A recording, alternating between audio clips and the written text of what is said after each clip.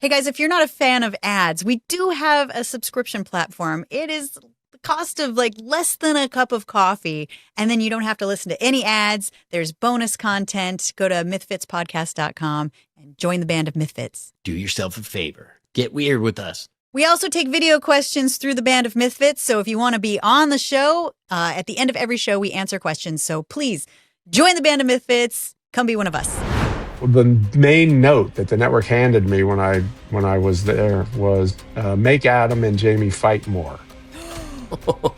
That's what the network wanted. And I said, welcome, MythFits.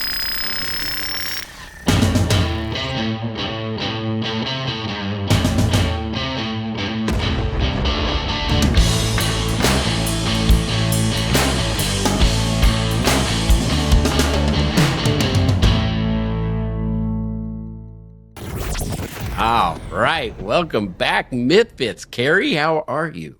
I'm good, especially because, Tory and I have been on the phone all morning. We've been having a fun little text chain going. I feel like, do I have your permission? I feel like we should share this text chain. We started sending prom pictures to each other for some reason. We were on a text thread with our agent, and Kari said something about, oh, I'm like a boy at prom waiting for the music to stop. And then meaning I'm eager. So he sent a picture of him when he was at prom and became prom king. And so then Kari started sending her prom pictures. I started sending mine. Yeah, throw them up. But I want to blur her face just because I don't want to embarrass anybody. Okay, first off, I feel like, Tory, look at baby Valachi. What awesome. A dork. Oh my God. You're in full tuxedo. She's got like look at her strapless sequin dress and that my hair all slicked back. Awesome. Wait, let's see your prom pictures. Let's start with a junior year prom. So here's my junior year prom. Oh my God, Kari, you're wearing the sleeves. I know. I love fingerless gloves. I've always liked fingerless gloves. It's a thing. I didn't know it went that far back. That's amazing. I thought it was just a MythBusters look. No, straight awesome. Deep cut. Straight deep cut. And if you'll notice, me and my best friend Brittany are sharing a date. Oh. Oh, wow. So that guy, he rolled in for prom with two dates. That's yeah, we rolled in his like old ranchero, like a cream kind of colored ranchero. It was hot stuff. Oh my God. And I mean, in this era, we didn't spend a lot of money on prom dresses necessarily. I got my little scandalous green dress there from the Wet Seal at the mall. And if you grew up in the 90s and you remember the Wet Seal. The Wet Seal?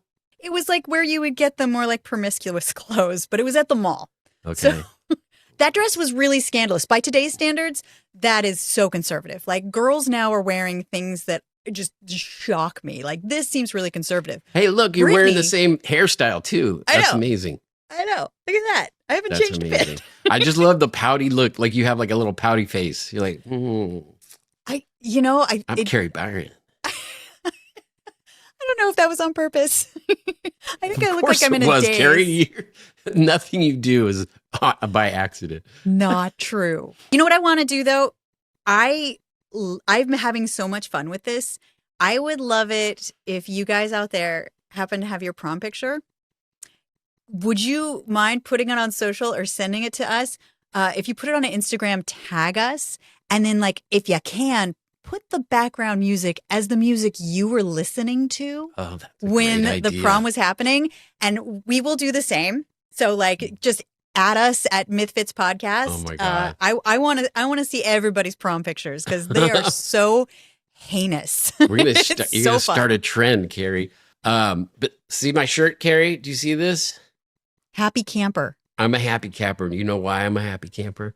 Why are you happy? Because we have an awesome guest today, and I'm so excited to catch up with him. I haven't talked to him in years. Like I haven't seen him face to face in years. He is an old producer of MythBusters. He was our showrunner kind of midway through the show. And I feel like him coming on took the show to the next level. Like he was pitching ideas that we were like, is that possible? Can we do that? And so I'm really excited to get him on and just hear some of the behind the scenes stories from his perspective while we were filming the show. It's so fun to talk to people who worked with us now with all of the hindsight and all of the stories that maybe we didn't even know. I mean, there have been a couple shows that MythFits that we've done where I'm learning stuff about the times that we were together. And it's crazy.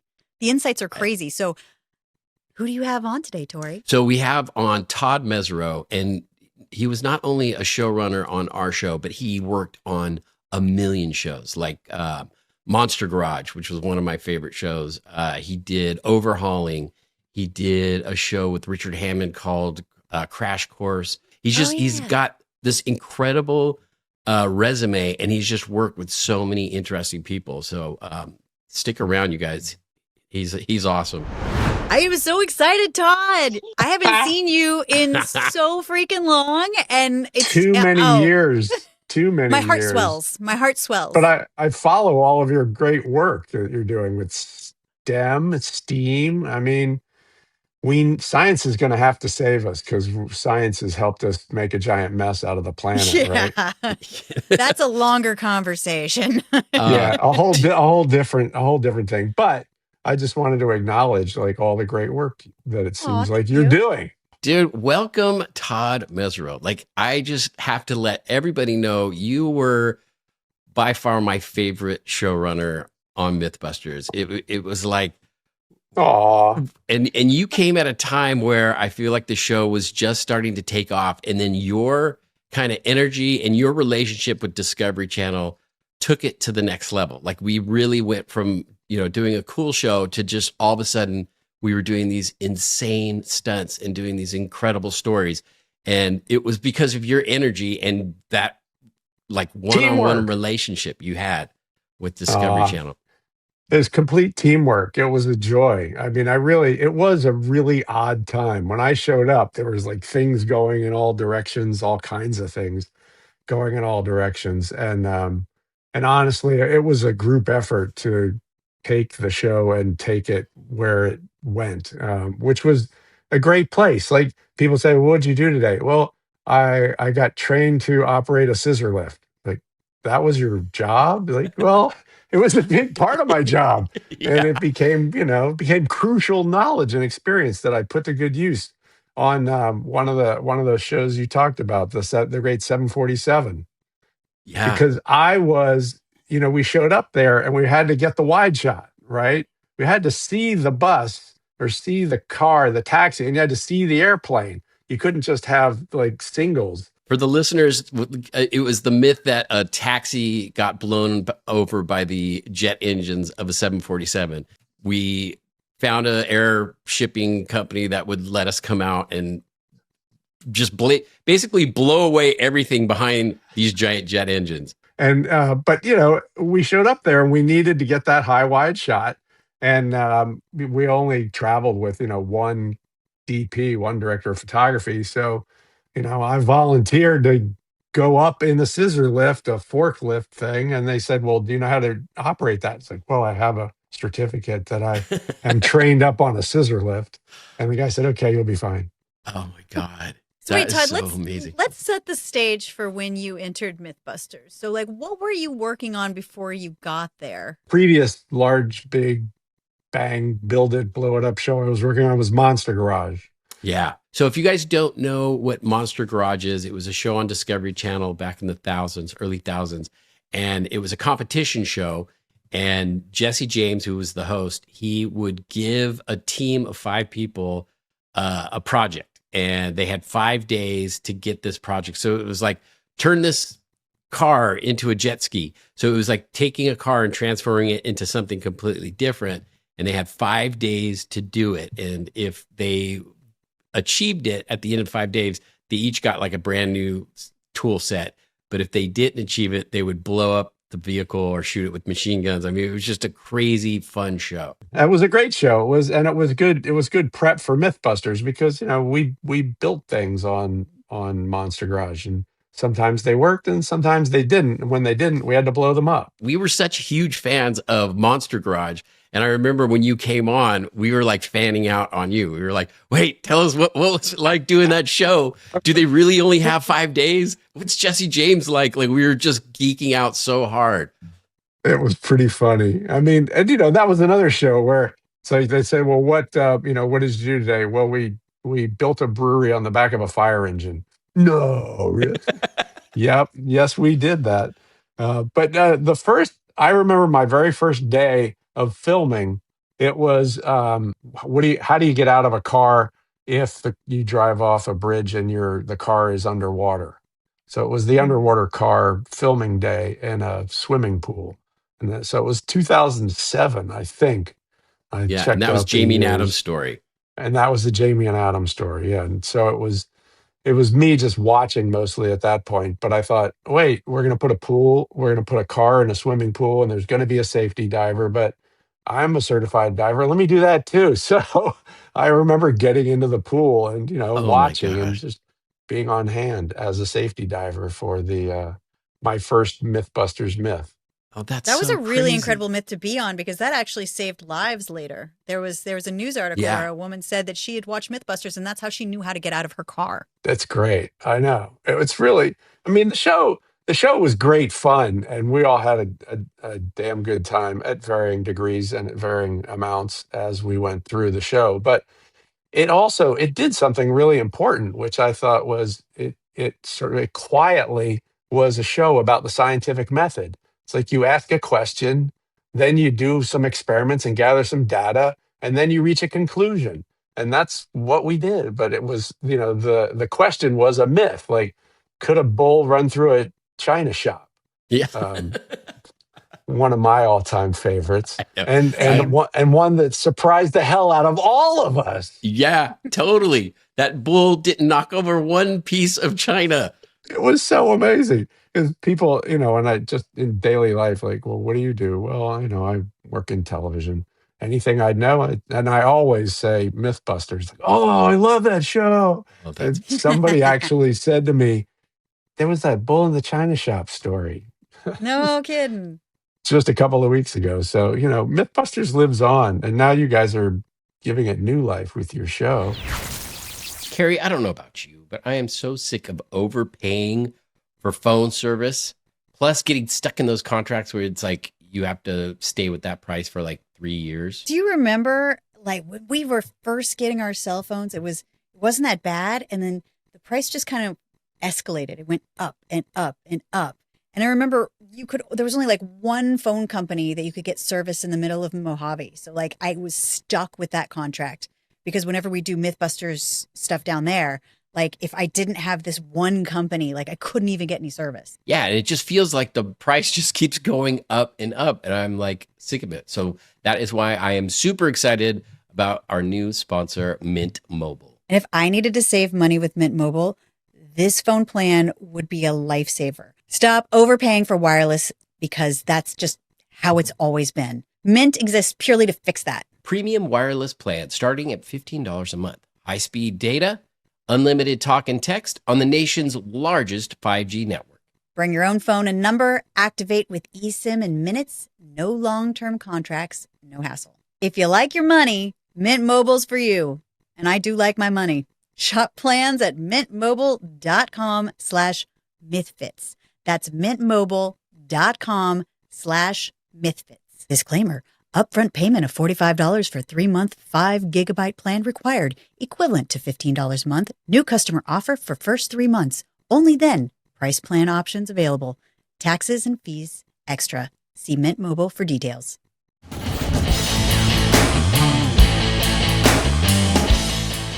I remember you being on the supersize myth, where you were on the deck of the ship filming Tory wakeboarding behind the cruise ship, which was one. We talk about that one a lot because that was one of my favorite times because it was just another one of those. Wait, you're gonna get a cruise ship. Tory's gonna get in the water behind it. We've only got one shot at it. Like it was just insanity in the fact that we pulled it off, or the fact that Tory pulled it off. It was amazing.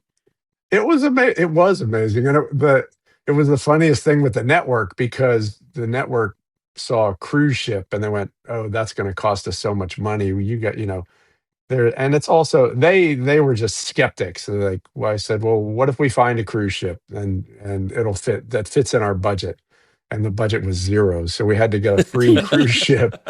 So they said, if you guys find a cruise ship, then you can do the myth.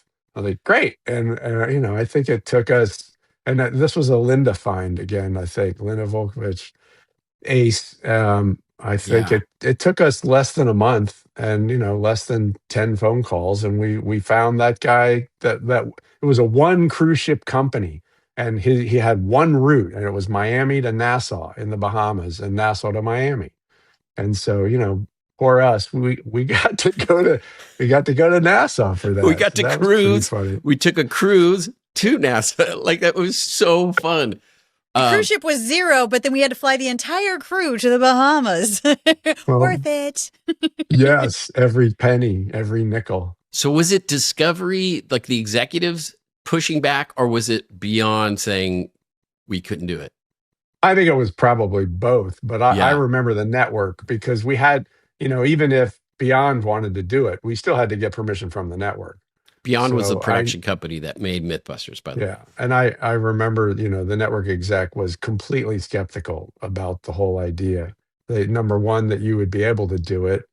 Yeah. And I remember we tested in the lake. That was a good day too, where Yeah. we figured out the mechanics and the How timing. to transition, because trying to get pulled out of the water from the cruise liner would have been impossible. But what we figured out is if I got pulled up by a smaller boat and then matched the speed of the cruise liner, then I could swap over, from one rope to the other. But do you remember the guy that we tested that at the lake? He was like a master water skier, and he knew how to get the speeds perfect. The guy in the Bahamas, he was just like, he was going too fast and he was slowing down, and it was like, he couldn't match the speed. So every time I tried to grab the rope, it would either be burning my hand or it would just go, you'd get slack. God, how did you keep it together? That was, like the I amount don't know. of pressure and the fact that this is just such unfamiliar territory and we're doing something that nobody's done. I don't understand how you kept it together. I know you fell a couple times, and then once you got up, I was screaming. Yeah. It was insane. It was so insane. Were you nervous? I was more nervous about not pulling it off. It wasn't like worried about I don't know. It was like, I just didn't want to fail. If I couldn't do it, that doesn't mean that the myth was busted. It just meant that I wasn't good enough to do it. So that was my biggest thing. But you, Tod, you got like that wide angle shot from another boat, right? Yes. Yeah. Because you were on a separate boat, a camera boat, right. and Right. you got the money shot. Well, we had to have the process filmed. So that's why that other boat was key to having that done. But yeah, and I know I can't remember how we got the shot of the rope being thrown off the back of the cruise ship. But I think that was John, or oh yeah, one of the APs. So yeah, associate producer. He actually stayed on the ship as it was leaving, going back to Miami, Right. and so he was the one that threw the rope off the back end of the boat, and I think it was like 400 feet long, and then he stayed on the boat and filmed that shot from behind. Well, and in hindsight, we should have brought the guy we used on the lake, because Yeah. you're right. He knew what he was doing with the speeds, and it was everybody on our boat was looking critically at each other like, oh my God, how is he going to do this? Because it was clear you were struggling, not because you were struggling because the guy was not an ace powerboat captain to get the speeds right. Yeah. I remember there was one moment where it was like close enough. Like, I like grabbed the rope because we were trying to get at the end of the rope to get the handle, but I was like, we're never going to match the speed. So I just grabbed the rope, wrapped it around my hand, and then let go. And I was like, okay, we're doing it. I'm like, thank God. Oh my God. That was completely epic. I mean, just top drawer epic God. to achieve that. And I thought maybe it would inspire an annual event, but no. Did it at least inspire some confidence in the Discovery people? Were they like, okay, now we know they can pull off whatever they tell us? Did it at least do that for Yeah, us? it did help us a little bit. I think they were shocked. I mean, at first they were a little disappointed that we'd found a cruise ship because they couldn't go back on their commitment. It was You're like, well, dang it, Todd, how dare you? You succeeded. You and Yeah. your team, Linda, succeeded in finding a cruise ship willing to do it. Yeah. Damn you, crazy kids. Oh my I know. God. Yes, that's exactly. I'm sure that phrase was uttered more than once. But wait a minute. Do you remember how pumped up we were that night? We just we drank so much and we just had like a huge steak dinner. Like you and I were smoking cigars. Like it was just, we had our own little mini wrap party that night. Yeah, because it was kind of clear like we were never going to be able to do anything like that again. I couldn't. We couldn't come up with a myth that was as crazy as that. Yeah. Oh my God. And I remember Kari called the production company because we Drunk just dialed. spent, we went over budget on our per diem. So we were like, this dinner is really expensive. And Kari was drunk and she called up the head of Beyond and was like, oh, In Australia. It was such a, yeah, in Australia. It was such a successful day. You need to buy our dinner tonight. And he did. So we go, all right, we have another day. We got another day here. Let's take a snorkeling trip. And it was a scuba diving and snorkeling boat. And so we're on it. And the guy was getting too close to the shore. And so they brought another boat to try to tow it out, but it wasn't working. And then out of nowhere, this storm just came in out of nowhere, and quick. Yeah. And all of a sudden, these waves started pushing the boat closer and closer to the shore. And we're on the boat. And I remember there was some people going, get off the boat. And we were like, stay on the boat. We didn't know which was the right thing to do. But then it started smacking against the reef. And all those oxygen bottles, all the scuba diving tanks started falling out onto us. And I remember one of our producers, those things. Yeah. And so then one of our producers was on the boat and she just got tossed and fell. And so that's when we were like, okay, let's get off the boat. Get off the boat wins. You guys, I can't believe you guys capsized a boat. Grant and I were too hungover. The two of us and the cameraman, we left. We were like, we left you guys in the Bahamas, and we saw the sky darken as we were leaving. And I'm like, so glad I'm not going on a boat trip today. But then I look over at Grant and he was green. And the two of us were so hungover that was like, no, we're going to get out of town. And then when we got back and we heard you guys shipwrecked, Oh my God. Yep. I guess it was the right call. I have a picture of it somewhere because we went the next day after and the boat was on the shore, just completely total. It was still there. Yeah. Yeah. It was total. I remember that. How'd you get back? Did you swim back? Did somebody come rescue you? No, they had to send a bus for us and picked us all up. So you got to work with us, and you also worked with Jamie and Adam. What were some of the because we weren't over there when you were. What were some of the fun stuff that you did over there? It was generally more fun at your place at M7. Yeah, we were having fun. Because Adam and Jamie sometimes had the more difficult work because of their skill set. I don't know, but there's three of you, and two of them, and it felt like you guys had a little bit of the upper hand, at least more in fun. I remember things like there was a shark week, and they had to build a robotic shark, and our production manager worked backwards from the filming day in South Africa, and it had to go through customs, it had to ship, and so I said to Adam, well, you guys have 2.5 days to build a robotic shark. And they just sort of looked at me. And Adam was bouncing around like he always does. And Jamie just very low affect, I'm not sure we can do that.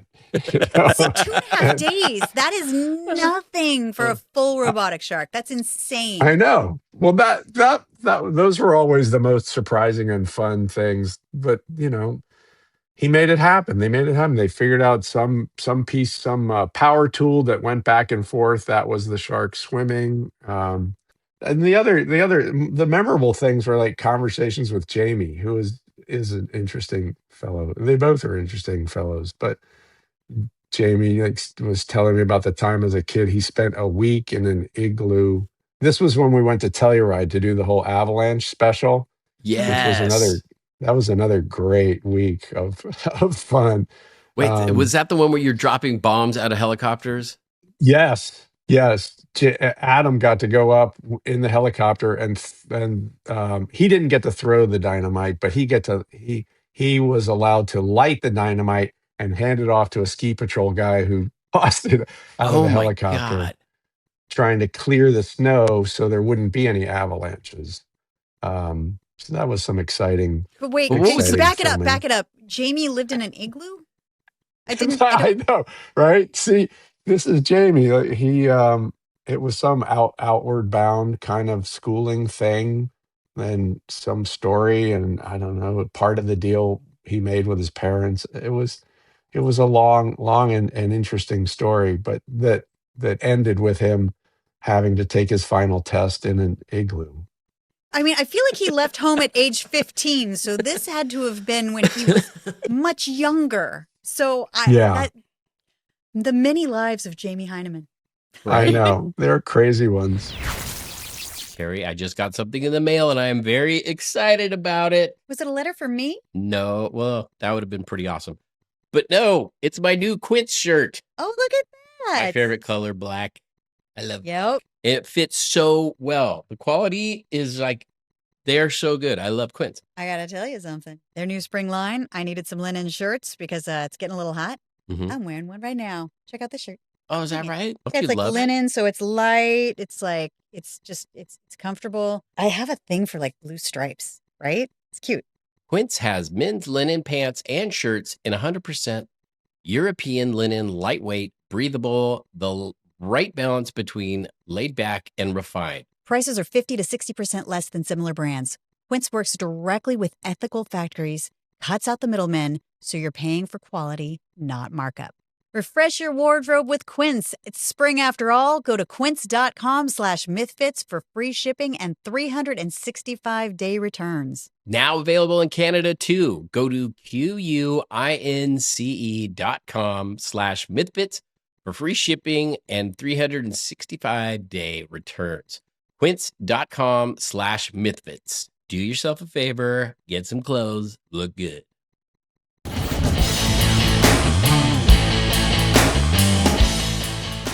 But wait, do you guys remember this one? The Batmobile? Yes. Oh my gosh. And we thought, well, it would be pretty funny to take it out for a spin and go like get a coffee at a drive-through.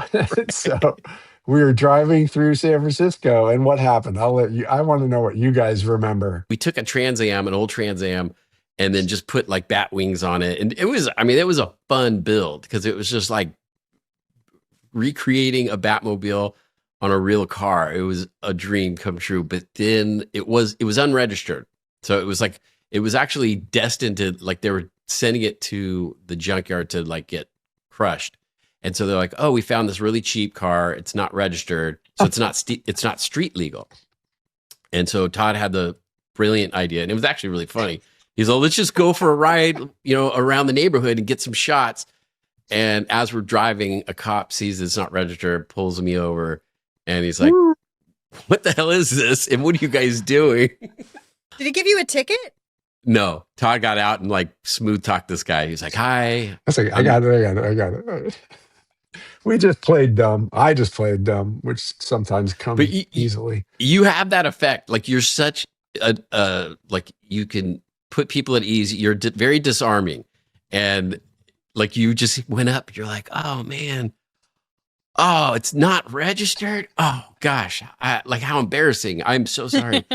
I feel like that was one thing that used to bug the production is that because like they would say, oh, we can't do this. We don't have the money for this experiment. And you're like, we don't? Well, let me call up Discovery. And you would just like go straight to the executives and go, hey, we need more money for this. And they go, oh, sure, you got it.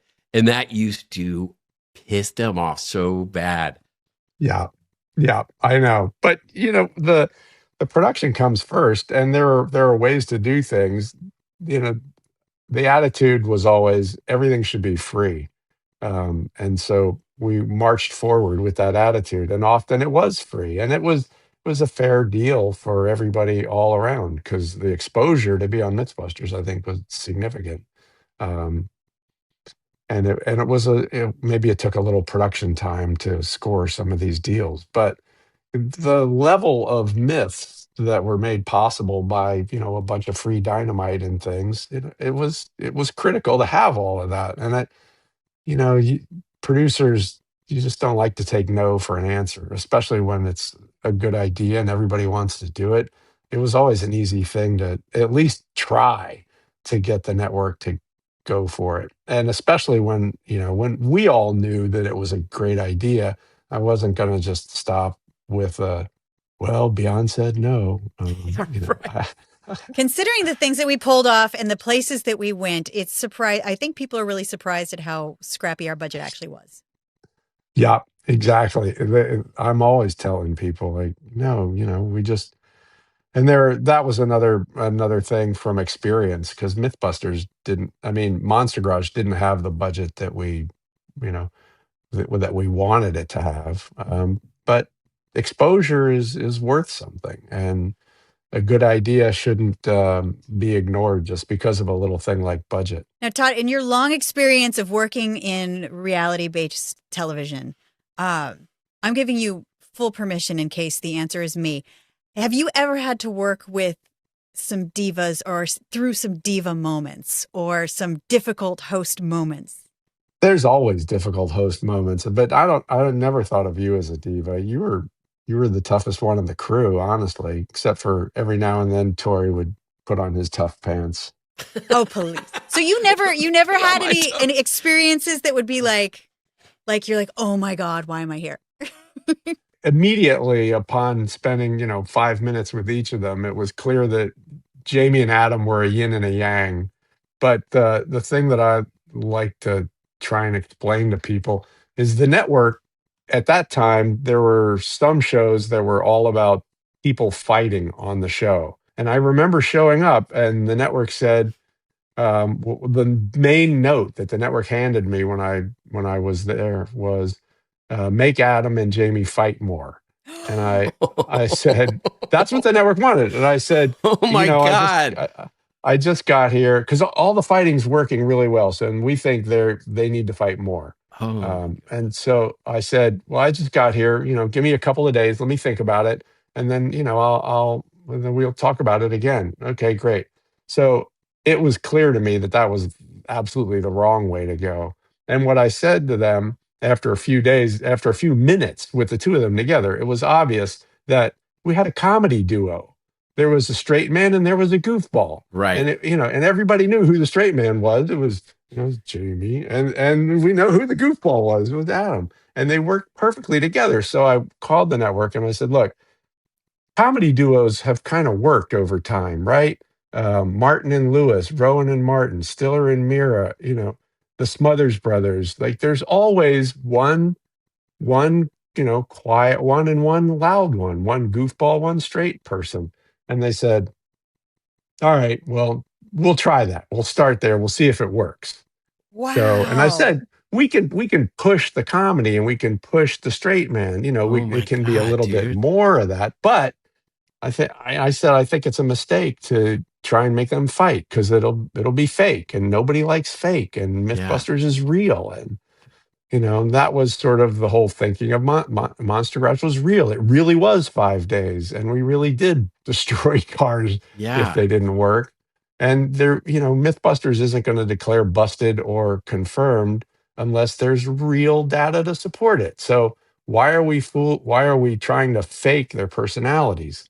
Because everybody has little like piffs now and then, but they were they are a straight man and Yeah, and dude, a goofy guy. I have never heard you tell that story. And I feel like if that would have been such a horrible direction, and it probably would have made the show less popular. Like the reason why people love MythBusters was because it was such a goofy show. And I just hearing you say, let's do the comedy route. That was brilliant. Yeah, you probably saved the show because in the end, like if they started fighting, the show's over. That like Jamie's not going to work in an environment like that. Like that's not going to happen. So like that right there could have been a tipping point. Maybe so. Who knows how it would have happened, but You saved the show, Todd. okay, thanks. I'll take all the credit. Take the credit. And all the gold that comes with it. Where's all that gold? Well, and with you guys, the three of you, it was clear that there was a real collegial aspect to your interworkings, and everybody was positive about what they were suggesting, and it was never, oh, that's a stupid idea. There wasn't a lot of that. There was some of it in good fun, but everybody wanted their stuff to work, and it was a positive atmosphere, and I think that's attractive the way comedy is too. Yeah, but I remember one time we were doing, I think it was bifurcated boat, and we were towing a boat with this breakaway rope. It was like this super strong rope, but it was weak enough that when it would hit something, it would snap, and we would release it from the tow vehicle. It was the blue rope, and Grant and I are on the runway. We never use the blue rope. We always use the blue rope. Like we're having this stupid argument, and you like tapped Heapy, and you're like, film. And it got on the show where we're just like two little kids on a playground fighting over what color rope we should have been using. I don't remember ever fighting with you. Did we ever fight over anything, Tori? No, the one time I pissed you off really bad. It was you were very pregnant, and we were doing the hangover cures, and so Grant and we had to stay at the shop. We actually built 2 bedrooms, and so we got super drunk, and they made us sleep in the shop because they didn't want us driving home. And so then you guys would come in and wake us up, and you would like have a pot and pan. You'd be like bang bang bang bang. And it was just, it was like jarring, and we're all hungover, and it was like, oh. And so the next day I had a super soaker, and you came in, and you're like, ding, ding, ding. And I just went, bam. And I shot you in the face, and you like started crying. You were like, yeah, and like your makeup was running down. And I'm like, oh my God, I thought this was going to be funny. It might have been if I wasn't really hormonally pregnant. I felt so bad. So, Todd, what is the hardest part about being a producer? I think the hardest part was just having enough time, having enough time to explore the myth in depth was probably the hardest part of MythBusters, because production has a budget, and we had a certain amount of stories we had to do to fill the budget. Struggling to film enough episodes in the amount of time we had. It would have been nice to have a little more time for some of those myths, I think. What do you guys think? Yeah, I mean, sometimes we're just like, we're working on something so kooky that I'm just like, oh, I can't wait till this is wrapped up. I can't wait till Rolling Stone Gathers No Moss is over, because this is taking months and months. There was a lot of those episodes where, because we didn't have blueprints for what we were building, we were just making it up as we went, that when the day was over, we would stay, like the crew would put tools down, put cameras down, and they would all go home. But there was a lot of times where Kari, Grant, and myself would stay till like midnight or even later. Like I remember we were there like till 2 a.m. trying to get, it was a viral video that it was this guy in Japan, and he had these 2-liter water bottles on his back. He had this backpack, and it created a like a water bottle jet. Those when you pump, you put water in the bottle, and then you pump it up with air, and it creates a jet. So we were trying to figure out how to launch like 20 of these bottles all at the same time. And I went down this one road of this release mechanism, and it just wasn't working. And so we were like, okay, we have to abandon this, but we have to do this tomorrow. So the three of us just stayed till like 2 a.m, just, building this new rig to get these bottles to all go off at the same time. Those days, And it worked, right? It did work, but Yeah, but we were tired. Like we still had to Yeah. come in at the same time the next day. None of us got any sleep. Well, thank you, Tod. Thank you for taking us back down memory lane. And I feel like there was a couple nuggets there of things that I just did not know about the MythBusters totally, process. I'm so glad we got to talk to you. My pleasure, you guys. A real treat to spend a little time with you rolling down memory lane. Totally, dude. It's so good to see you. And I'm so happy that we got to work together and we've still remained friends after all these years. Same here. And if there is a MythFits of some sort, I'm available. Excellent. Well, thanks, Tod. I just finished, I think, like my 3rd cup of coffee. I don't know about you. I am fully addicted to coffee. And I like the taste of it. Wait, you had 3 cups of coffee today?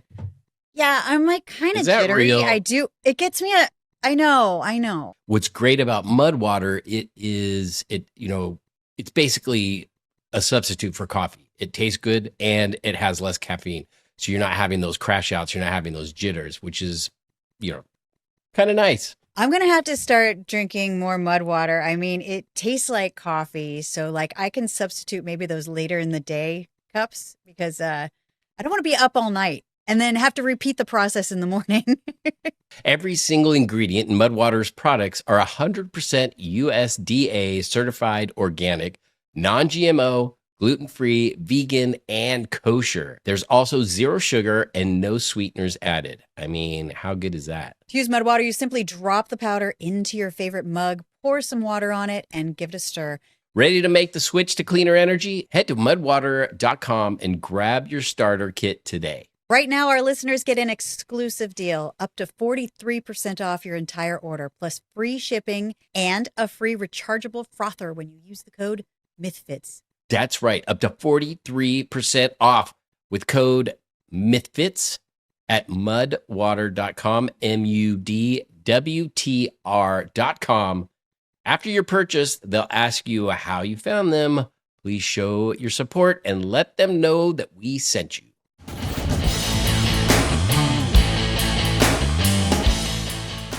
Welcome back, MythFits. Oh man, that was so fun to catch up with Tod. I love that we're still friends with all the people we used to work with. It's nice to be able to come back and reminisce a little bit. And he's like, everybody always has stories that I haven't heard. And he's just he was just such a breath of fresh air because we had like very toxic environment when we were first started on MythBusters, and then when he came in, it was like, somebody I can confide in, and he's not going to use that against me later. You know what though? What if, God, how cool would it be to bring back MythBusters? Like to actually do like a YouTube show?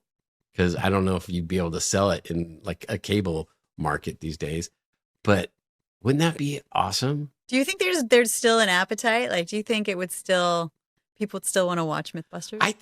I feel like still, there's just so many like crazy stories and urban legends that just keep coming out that I feel like it would be a perfect time to like start busting all those. In fact, I was just watching a movie the other night. Have you seen the movie Sisu? Yeah.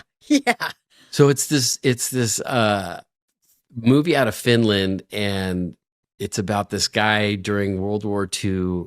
And there's so many crazy things that happened in that movie that I wish MythBusters was still on, because it was like, oh, I want to test that one. Oh, I want to just... You know what? I was thinking the exact same thing while I was watching that movie. I'm like, I wonder if that could actually happen. Could you really fall out of a plane? And like, it's just one crazy action movie that's the whole time I was thinking the same thing.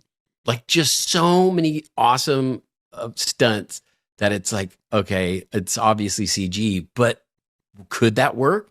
Like there's one scene where he throws a landmine and it hits the guy in the head and it explodes, and you're just like, oh, could you do that? Would that work? Could you do that? Yeah. That would be fun to test. Well, on that note, Kari, let's take a fan question. All right, Kari, this fan question comes from Ken, a member of the band of MythFits. Thank you, Ken. You three were the glue that held the show together from the two mad scientists each episode. Do you know if Grant ever imagined how big of a following we'd get from MythBusters? I don't think any of us did. I mean, he did join us a little later after we had already kind of had a fan base going. But Yeah. it wasn't until I don't think any of us really expected what was going to happen. And we didn't even realize it till that one Comic-Con where we came out on stage. Dragon Con. Oh, it was Dragon Con. You're right. Yeah. Where we came out on stage and that just like the room was filled. It was filled with so many people. And all three of us just kept looking at each other like, Yeah. what? Because for so long we would read the chat boards, the MythBusters Club, they had a chat board and they just hated us. They would just leave bad comments. We don't like those guys. We just want Jamie and Adam. And so for a long time we were under the impression that they hated us. And when we came out on stage and they're like cheering, we're like, are they cheering for us? What is going They on like right us. now? They really like us. Yeah, They're that so was good. pretty insane. Oh, yeah. I feel like he appreciated it, and he kind of had a special following of like young robotics engineering kids that like cosplayers. really, yeah, people that just like really identified with his hobbies and what he did, and I think that he was deep into that culture, and so I think it was really exciting for him, especially like cosplay, and like he'd go down to LA and he'd just have this entire base and community of people that, you know, were really, really active.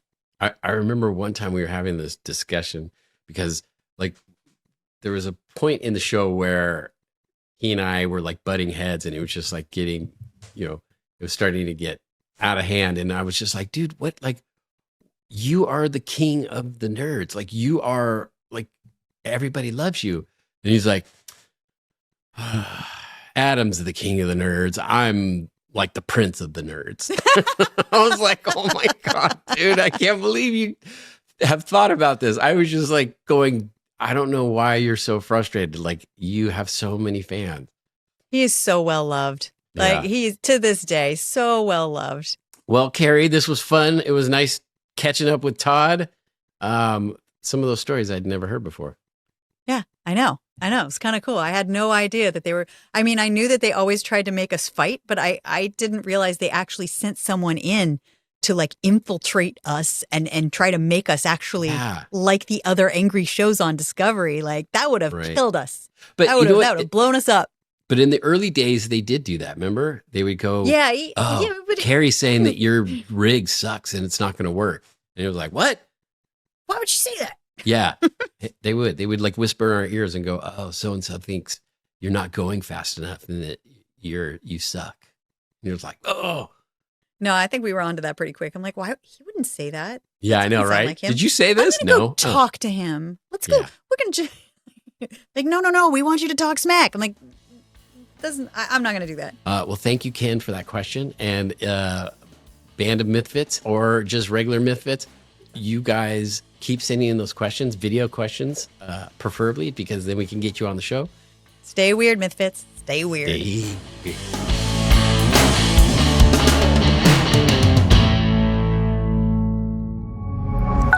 Pioneer.